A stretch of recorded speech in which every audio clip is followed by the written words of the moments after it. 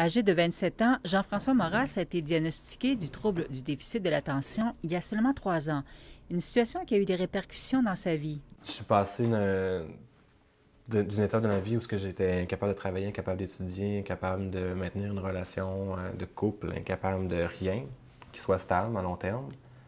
Et aujourd'hui, à travailler, avoir des responsabilités, à terminer mes études. On a des difficultés à mettre en place des ressources adéquates. Selon la psychiatre Annick Vincent, entre 5 et 10 de la population souffre du trouble du déficit de l'attention avec hyperactivité, une maladie chronique.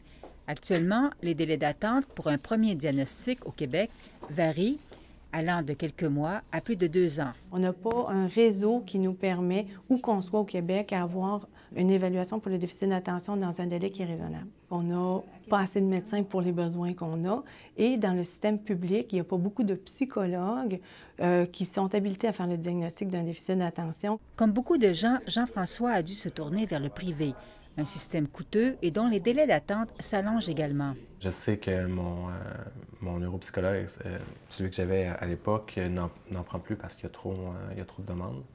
C'est d'ailleurs le problème il manque de professionnels, que ce soit dans le public ou dans le privé. C'est important d'en faire une priorité. Un déficit d'attention, ça peut entraîner des difficultés académiques, mais aussi des difficultés sur le système de soi, de l'anxiété. On a un taux plus élevé de dépression, on a un taux de suicide plus élevé chez les jeunes qui ont un déficit d'attention.